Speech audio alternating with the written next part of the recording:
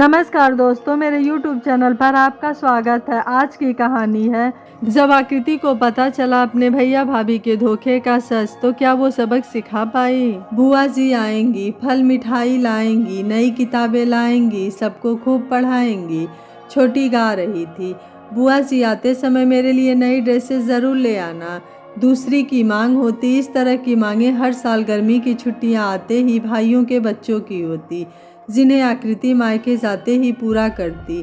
मगर एक बार जब वह मायके गई तो बड़े भैया भाभी की बातचीत सुन उसके पांव तले की ज़मीन ही जैसे खिसक गई। बड़ी मुश्किल से दोनों का तलाक कराया, भाभी कह रही थी। और क्या, अगर तलाक नहीं होता तो क्या आकृति हमें इतना देती। देखना, बड़ी की शादी में कम से कम 10 लाख उससे लूँगा, भैया कह रहे थे। बदले में क्या देते हैं हम लोग, हर साल एक मामूली साड़ी पकड़ा देते हैं। वह इतने में ही अपना सर्वस्व लुटा रही है, हंसते हुए उसकी भाभी ने कहा। तो वह जैसे धड़ाम से ज़मीन पर आ गिरी। सच में उसका शोषण तीनों भाइयों ने किया है। उसे याद आ गई 20 वर्ष पूर्व की घटना। उसके विवाह के लिए लड़का देखा जा रहा था। पिताजी तीनों बेरोजगार बेटों की लड़ाई व बहुओं की खींचातानी झेल न पाए और गुजर गए। फिर तो उसकी शादी के लिए रखे 5 लाख वे सब खूबसूरती से डकार गए। उसका विवाह उससे लगभग दोगुनी उम्र के व्यक्ति रमेश से कर दिया गया और दहेज तो दूर, सामान्य बर्तन भांडे तक उसे नहीं दिए गए। यह देख माँ से न रहा गया। वे बोल पड़ी, अरे थोड़े जेवर और ज़रूरी सामान तो दो, लोग क्या कहेंगे। आप चुप रहे माँ, हमें अपनी औकात में शादी करनी है। सारा इसे दे देंगे तो मेरी बेटियों की शादी कैसे होगी। बड़ा भाई डांट कर बोला तो वे चुप रह गईं। फिर तो आकृति ससुराल गई और उसके बाद उसकी पढ़ाई और नौकरी तक इन सबों ने कभी झांका तक नहीं। रमेश पत्नी को पढ़ाने के पक्षधर थे, इसलिए उनके सहयोग से उसने बीए की परीक्षा पास की। उसके कुछ दिनों बाद बैंक की परीक्षा पास कर ली तो बैंक में नौकरी लग गई। रमेश पढ़ी लिखी पत्नी चाहते थे, परंतु कमाऊ पत्नी नहीं। अतः जैसे ही उसकी नौकरी लगी उन्होंने समझाने की कोशिश की, क्या तुम्हारा नौकरी करना इतना ज़रूरी है। हाँ, क्यों ना करें, इतनी औरतें करती हैं। फिर बड़ी मुश्किल से लगी है, उसने सरलता से जवाब दिया। फिर बच्चे होंगे तो कौन पालेगा। क्यों, दाई रख लेंगे, आजकल बहुत से लोग रखते हैं। मैं भविष्य की इस छोटी सी समस्या के लिए नौकरी नहीं छोड़ सकती। इस दो टूक जवाब पर रमेश कुछ नहीं बोले, पर उनका ज़मीर इस बात को स्वीकार न कर सका कि लोग उन्हें जोरू का गुलाम या जोरू की कमाई खाने वाला कहें। इधर उसके मायके के लोग उसकी नौकरी की खबर सुनते ही मधुमक्खी के समान आ चिपके। पति पत्नी की लड़ाई में हमेशा मायके वाले फायदा उठाते हैं, यहाँ भी यही हुआ। मायके वालों के उकसाने पर वह तलाक का केस कर नौकरी पर चली गई। बाद में आपसी सहमति पर तलाक हो भी गया। इसके बाद इस दूध देती गाय का भरपूर शोषण सब ने किया। कभी बड़े भैया की लड़की का फॉर्म भरना है, तो कभी किसी की बीमारी में इलाज का खर्च, तो कभी कुछ और। ऐसा करके हर साल वे सब इससे अच्छी खासी रकम झटक लेते थे। उस वक्त आकृति का वेतन 30,000 था। उसमें से सिर्फ 10,000 किराए के मकान में रहने, खाने पीने वगैरह में जाते थे। बाकी भाइयों की भेंट चढ़ जाता था। मगर उस दिन की भैया भाभी की बातचीत ने उसके मन को हिलाकर रख दिया। उसके बाद वह 4 दिन की छुट्टियां लेकर किसी काम से मधुबनी गई, तो वहाँ संयोग बस उसके पति साइकिल पर फेरी लगाते दिख गए। ये क्या गत बना रखी है। औपचारिक पूछताछ के बाद उसने पहला प्रश्न किया। कुछ नहीं, बस जी रहे हैं, तुम कैसी हो। उन्होंने डबडबाई आंखों को संभालते हुए प्रश्न किया। मैं ठीक हूँ, आपकी पत्नी और बच्चे, उसका दूसरा प्रश्न था। पत्नी ने मुझे छोड़कर नौकरी का दामन थामा, तो बिन पत्नी बच्चे कहाँ से होते। उन्होंने जबरदस्ती हंसने का प्रयास करते हुए कहा। गांव में कौन कौन है। पिताजी का निधन तुम्हारे सामने हो गया था। तुम्हारे जाने के 1 साल बाद माँ गुजर गई और सभी भाइयों ने परिवार सहित दूसरे शहरों को ठिकाना बना लिया। उनका सीधा उत्तर था। और आप। इस प्रश्न पर वे थोड़ा सकुचा गए, फिर बोले, मैं यहीं मधुबनी में रहता हूँ। सुबह से शाम ढले तक कारोबार में लगा रहता हूँ।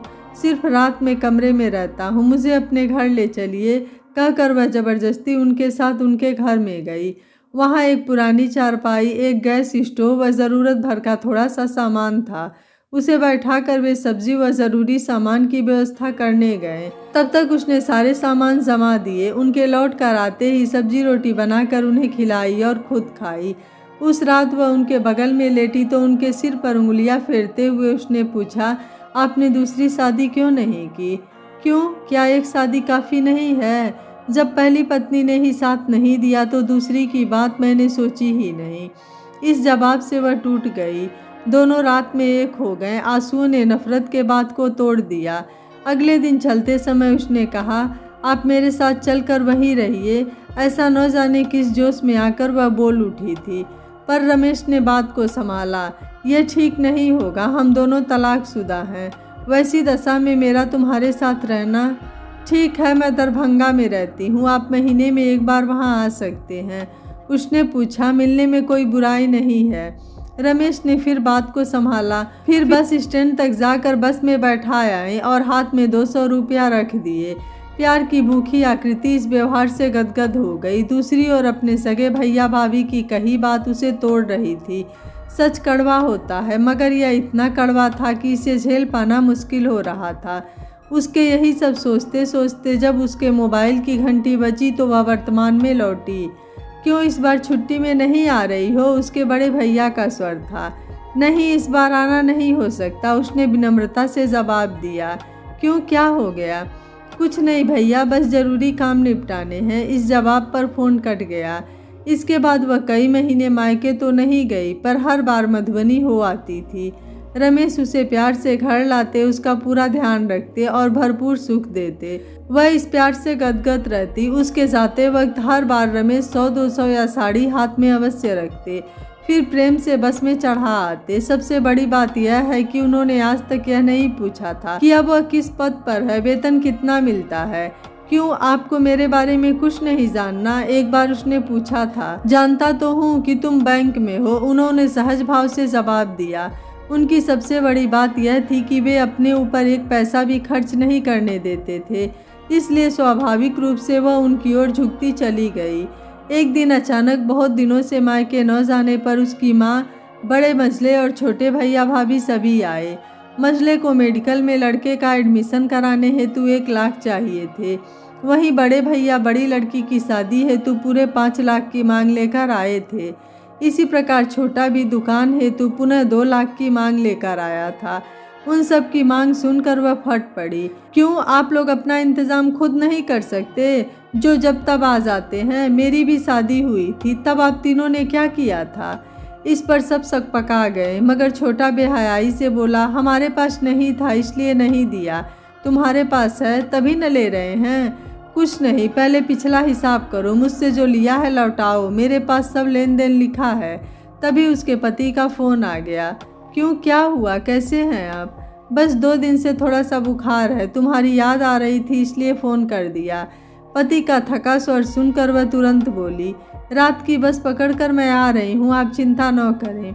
फिर वह फ़ोन रखकर जल्दी जल्दी जाने का सामान पैक करने लगी। क्या हुआ अचानक, कहाँ चल दी? माँ ने घबरा कर पूछा। जा रही होगी गुलछर्रे उड़ाने, मझला भाई बोला। सुनो, अपनी औकात में रहकर बोला करो, ये मेरे पति का फ़ोन था। यह सुनकर सभी की आंखें फटी की फटी रह गईं। तलाकशुदा पति से तेरा क्या मतलब? उसकी माँ बोली। माँ, मतलब तो शादी के बाद भाइयों का भी बहन की आमदनी या जायदाद से नहीं होता, पर मेरे भाई तो बहन को दूध देती गाय समझ पैसा लूटते रहे। जब वापस देने की बारी आई तो बहाने करने लगे। उसका यह रूप देख सब भौचक्के थे। और हाँ माँ, आप सब ने मिलकर मेरी शादी इसलिए तुड़वाई ताकि मेरे पैसे पर ऐश कर सके। बेटा, तुम गलत समझ रही हो, माँ ने फिर समझाना चाहा। सच क्या है माँ, यह तुम भी जानती हो। पूरे 5 लाख जो पापा ने मेरी शादी के लिए रखे थे, इन तीनों ने डकार लिए थे। एक फटा कपड़ा तक नहीं दिया था।